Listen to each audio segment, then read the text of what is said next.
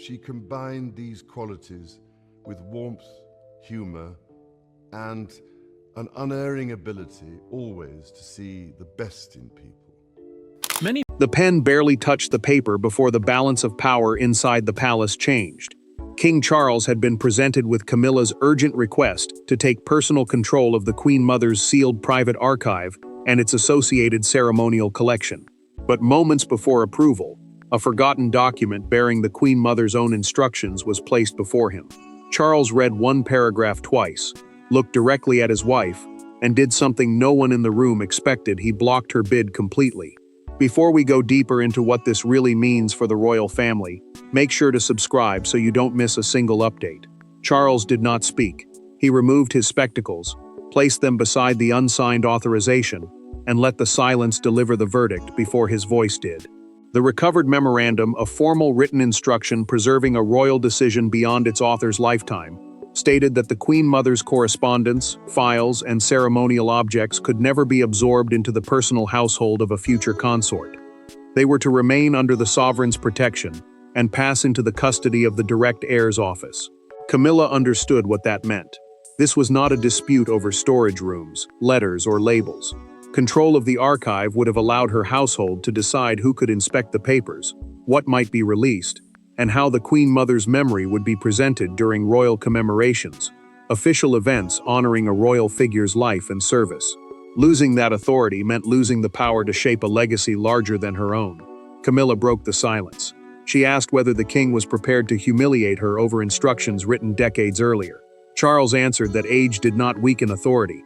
His words were controlled, but the pain behind them was unmistakable.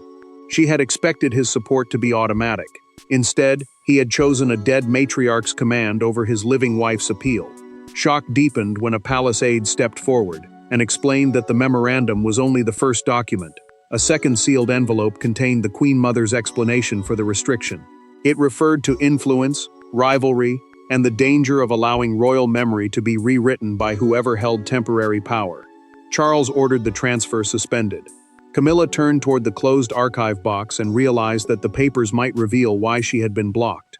They might expose who inside the family had protected the secret, who had waited for the moment, and who had ensured the documents surfaced before her signature could be secured. But to understand why Charles's refusal wounded Camilla so deeply, the story had to move beyond the paperwork and into the private fears, loyalties, and ambitions surrounding that table. Behind the official language of custody and inheritance stood a far more painful struggle. Charles was not simply deciding who controlled an archive, he was being forced to choose between protecting his wife and honoring the wishes of a woman whose approval had shaped him since childhood. Across from him, Camilla was confronting a fear she had carried for years that regardless of her title, the deepest symbols of royal legitimacy might always remain just beyond her reach. Charles carried memories that no legal advisor could measure. The Queen Mother had represented discipline, continuity, and emotional protection throughout his formative years. Her written directive, a formal instruction, intended to guide royal decisions after her death, therefore carried more weight than any modern recommendation. Ignoring it would not feel like changing policy. To the king, it would feel like betraying part of the family history that had formed him. Camilla saw something equally personal in the archive. She believed that protecting the Queen Mother's correspondence and ceremonial collection would prove that she had finally been accepted as a custodian of royal tradition, meaning someone trusted to preserve the monarchy's most sensitive history. She did not want to remain merely the woman standing beside Charles. She wanted a place within the story itself. Camilla stayed seated after the aides left. She asked whether he had ever truly trusted her with the crown's most sacred responsibilities. Charles stood in silence before answering that trust could not erase a direct written command. His words were quiet, but they struck with force. Her expression hardened because she heard more than refusal. She heard a boundary that marriage, loyalty, and years of public service had failed to remove. William learned soon afterward that the Queen Mother's papers would eventually fall under the supervision of the heir's household, the official staff supporting the next person in line to the throne. The prince felt no victory. He paused outside his father's study, knowing that accepting the responsibility could make him appear to be taking power from Camilla at the moment she felt most exposed. Tension deepened when a briefing folder revealed that Camilla's office had prepared the transfer request before the archive's complete legal review. A briefing folder is a private collection of documents used to prepare senior royals for major decisions. The rushed timing suggested that she had expected resistance and wanted control established before another claim could surface. Charles then admitted something more damaging. He had heard vague references to a private restriction years earlier, but had chosen not to investigate. By avoiding the issue, he had allowed Camilla to believe nothing stood between her and approval. William was summoned immediately. Yet before he entered, a message reached him. Princess Anne already knew exactly why the Queen Mother had created the restriction. Her knowledge would lead the family back to one specific royal ceremony, the moment when a small dispute became the point of no return. The documents did not emerge from suspicion alone. They were born from a single incident that the Queen Mother considered a warning. Years earlier, during preparations for a private family remembrance ceremony, an argument erupted over who had the right to approve the display of personal royal letters and heirlooms. What appeared to be a disagreement about protocol became something far more serious.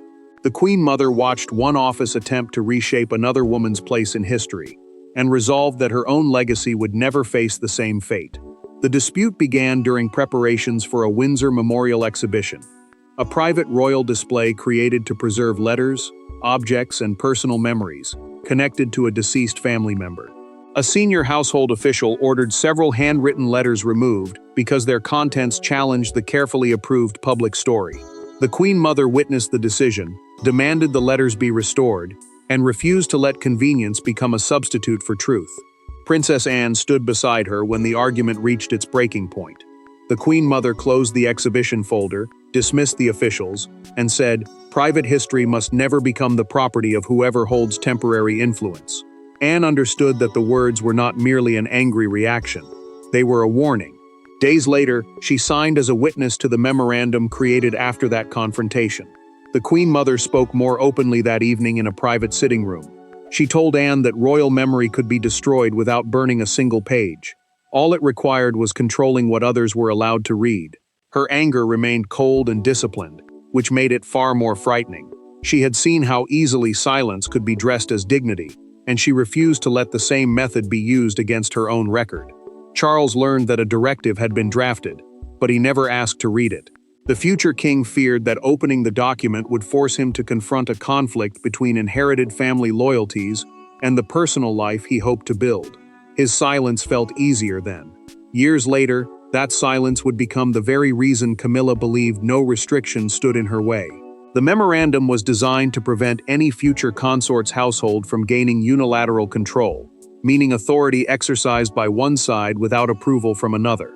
It covered private correspondence, personal artifacts, and every commemorative decision connected to the Queen Mother's legacy. The document disappeared after her death because it was filed inside a secondary legal inventory rather than the main archive register. A handwritten cross-reference was misplaced, leaving the restriction dormant until a recent cataloging review uncovered the original seal. Anne then told William that the second envelope carried an even more personal warning. Charles would have to read it aloud in Camilla's presence. The recovered history had explained the restriction, but the coming confrontation would reveal whether the king had the strength to enforce it against the woman sitting directly across from him. When Charles, Camilla, William, and Anne finally met without a line of courtiers separating them, years of suppressed tension entered the room at once. The second envelope lay unopened between them.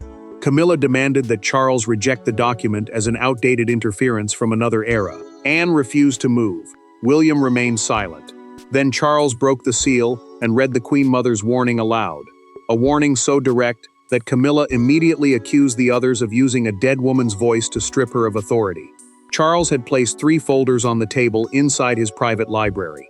One held the archive authorization, the formal approval required to transfer custody of royal records.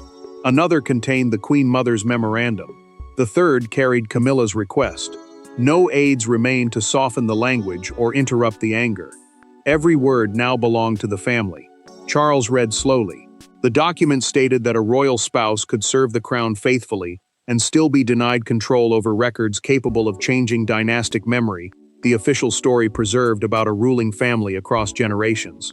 Custody, it said, must remain with the sovereign and the direct line of succession. The king paused, but the meaning was already clear. Camilla turned toward Princess Anne. "You knew this could happen." The Princess Royal did not retreat.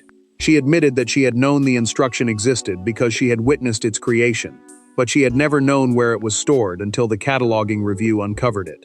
Camilla heard honesty in the answer, but she also heard years of silence. Camilla then faced her husband. She asked whether he saw her as a trusted queen or as a threat that needed to be contained. Charles struggled before answering that the restriction was not a judgment on their marriage. She replied that it felt exactly like one. To her, the document did more than block a transfer. It exposed the limit of what love and title could secure. William finally spoke. He opened a briefing timeline, a dated record, showing when each decision and request was made, and pointed to one entry.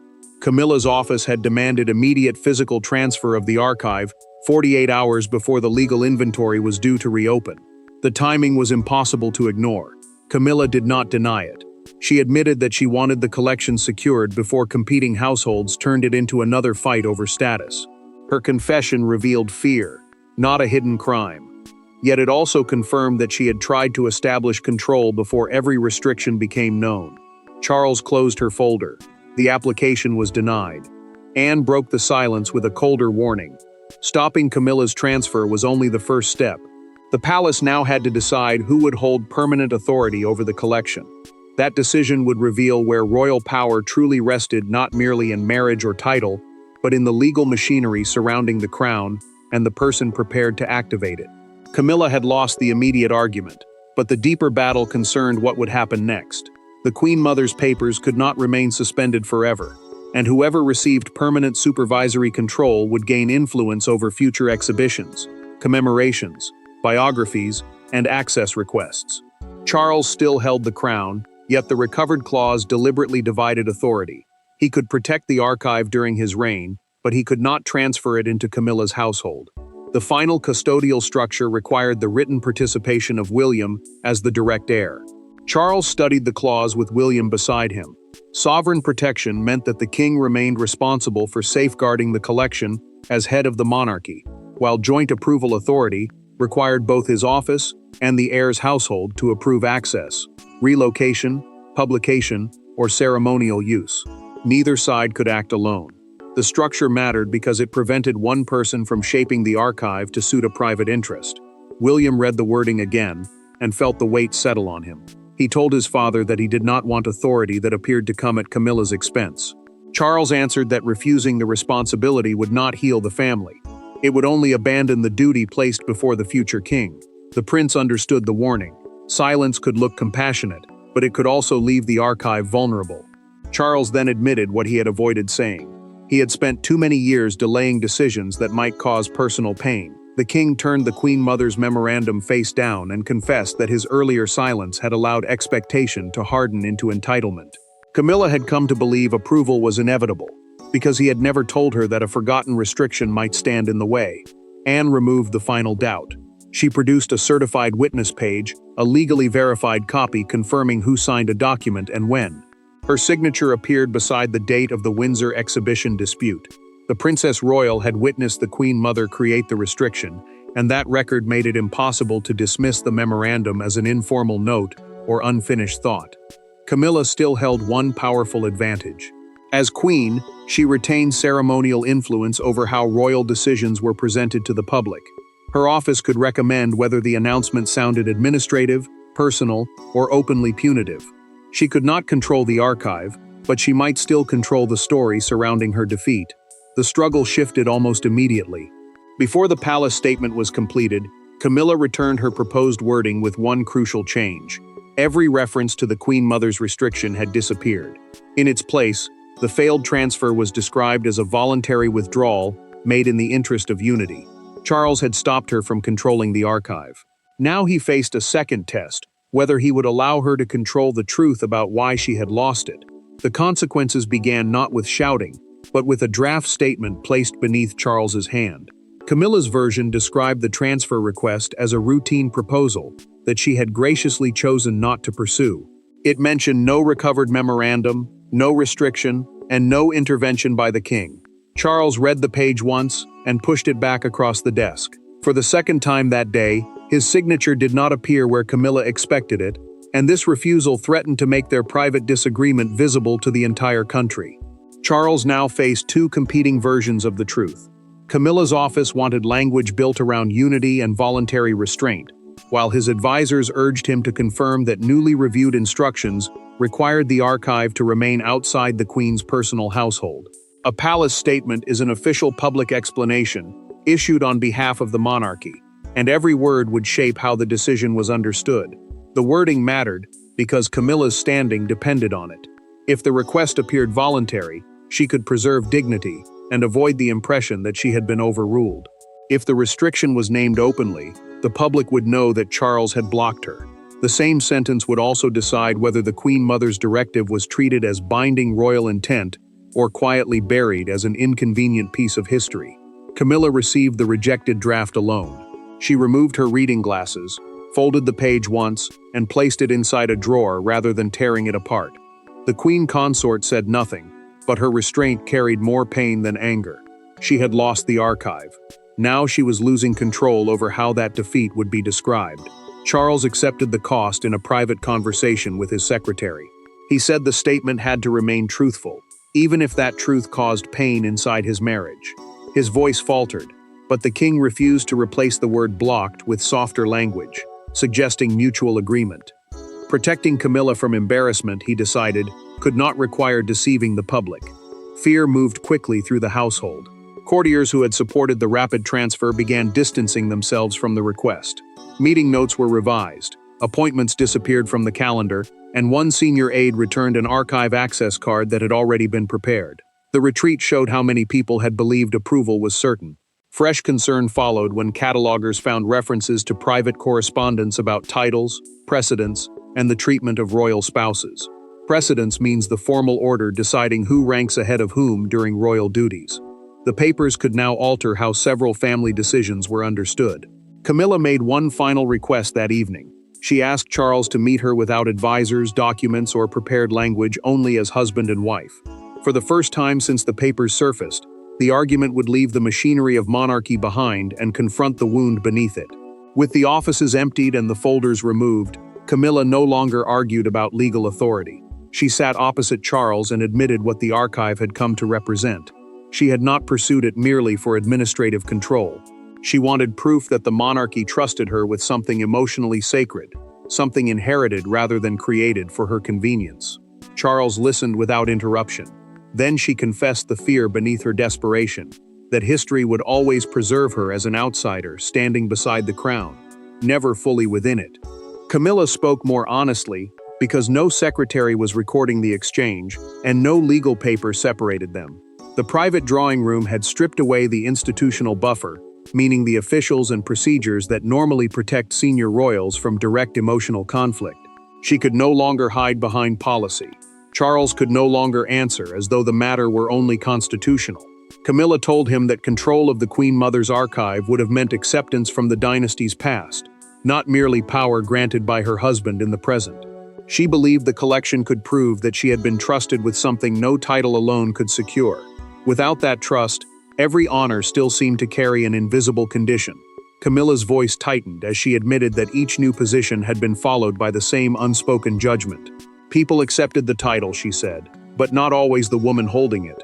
Her attempt to secure the archive had become a desperate effort to erase that qualification forever. She had wanted history itself to confirm that she belonged. Charles did not defend himself. He admitted that he had encouraged her expectations by promising protection whenever pressure surrounded her. The king had never explained that some inherited boundaries were beyond his moral right to remove. By allowing the request to advance, he had made approval feel certain and rejection feel like betrayal. Camilla then made her choice. She agreed to withdraw every attempt to influence the custodial arrangement, the formal system deciding who protects and controls the collection. But she asked Charles to acknowledge publicly that she had accepted his final decision, rather than allowing the family to suggest that rival households had quietly forced her aside. Charles offered something different in return. He proposed a transparent program documenting Camilla's own years of public service, with records preserved separately from the Queen Mother's papers. Her legacy would no longer depend on being merged with another woman's history. It would stand on its own. Camilla paused before leaving and asked whether William would treat her with dignity when the joint custody announcement was made. Charles promised that he would. yet neither of them could control what waited beyond the palace walls. The private wound had begun to close, but outside, the blocked bid was already becoming a national symbol of memory, legitimacy, and the limits of royal power. By sunrise, the story no longer belonged solely to the family. Newspapers framed the decision as a confrontation between inherited duty and personal ambition. Broadcasters replayed the palace statement line by line, emphasizing that Charles himself had stopped the transfer. Yet one image captured the public mood more powerfully than any expert debate. Outside Clarence House, a woman placed white roses beside a handwritten card, thanking the Queen Mother for protecting her own voice across generations. Charles now faced a judgment far larger than the one made inside the palace. The official announcement confirmed that he had rejected Camilla's proposed transfer after a review uncovered binding written instructions. Binding instructions are directions treated as authoritative and not easily ignored. The archive would remain under sovereign protection, while William's office would share oversight of access, movement, publication, and future ceremonial use. The decision quickly became a national argument about marriage and duty. One broadcaster opened its evening bulletin with the words, "A king has chosen inherited duty over domestic pressure." The line transformed an internal custodial dispute into something much more emotional. People were no longer debating paperwork. They were asking whether a monarch should ever place family loyalty above the recorded wishes of those who came before him. Camilla watched the coverage alone.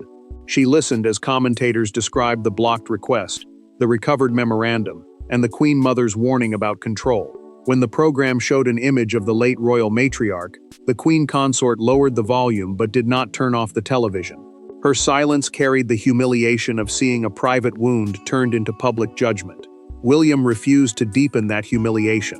Arriving at a scheduled engagement, the prince was asked whether the outcome marked a victory for his household. He answered that protecting historical instructions did not require humiliating any living member of the family. The future king repeated that the archive belonged to the monarchy's shared memory, not to one side of a personal dispute. The next morning delivered the image that fixed the crisis in the public imagination. A national newspaper placed Charles beneath the headline, "The King Said No." Beside him appeared a smaller reproduction of the Queen Mother's sealed envelope. The document had become more than evidence. It had become the symbol of a boundary even the king's marriage could not erase. Palace staff then noticed something unexpected. Charles and Camilla attended a private chapel service together. She did not reach for his hand, and he did not speak for her. Yet they entered through the same door and left side by side. Public attention now turned toward the final custodial ceremony, where Charles, William, Anne, and Camilla would face the archive together. That moment would show whether the papers had merely defeated her bid or forced the family to accept a more honest meaning of duty, memory, and belonging. The final decision was recorded without spectacle. Charles signed the custodial order. William added his name beneath it. Anne placed the Queen Mother's witness copy inside the protected file, and Camilla stood beside them as the archive box was sealed. No one celebrated. No one stormed away. The moment carried the gravity of a family recognizing that love does not grant ownership over every inheritance, and that honoring the past need not require destroying the dignity of those living in the present. Charles had now fixed the arrangement in permanent terms. The custodial order, a formal document deciding who may protect and control an important collection, kept the Queen Mother's archive completely separate from Camilla's household. The king would guard it as sovereign, William's office would share oversight, and Anne's signed witness record would remain attached to its official legal history. Camilla kept her royal position and ceremonial responsibilities, but the limits were unmistakable. She could not relocate the papers, remove material, restrict access, or present the collection independently. The Queen Consort had not lost her title. She had lost the authority to shape another woman's memory. Camilla placed one hand on the table as the final box was closed, then slowly withdrew it. She did not protest. She did not ask Charles to reconsider. The gesture marked acceptance not of humiliation, but of a boundary she finally understood could no longer be challenged. Charles waited until William and Anne had left before speaking to his wife. He told her that protecting the Queen Mother's wishes did not weaken the life they had built together. Camilla answered that she now understood the difference between being loved by the sovereign and owning every symbol surrounding the crown. Her words carried sadness, but no bitterness remained. William refused to turn the decision into a family victory. The prince instructed his household that the archive must never be used to settle private scores or embarrass Camilla. Its purpose was preservation, not punishment. By making that clear, he proved that the Queen Mother's warning had been understood rather than weaponized. Camilla then accepted Charles's proposal for a separate public service collection, documenting her own work. She would no longer seek legitimacy through another royal woman's history. Her record would stand on its own, judged by what she had done, not by what she had been allowed to control. Charles's decision revealed the final truth. Monarchy survives when personal affection gives way to inherited duty. Camilla lost the authority she desperately wanted, but she gained a more honest place within the family, one based on her own contribution, rather than possession of the Queen Mother's memory. The documents did not destroy a marriage or divide the crown. They established a boundary, ended a dangerous struggle for control, and left the monarchy stronger because its past had been protected, without denying the humanity of those forced to accept its verdict. Thanks for watching.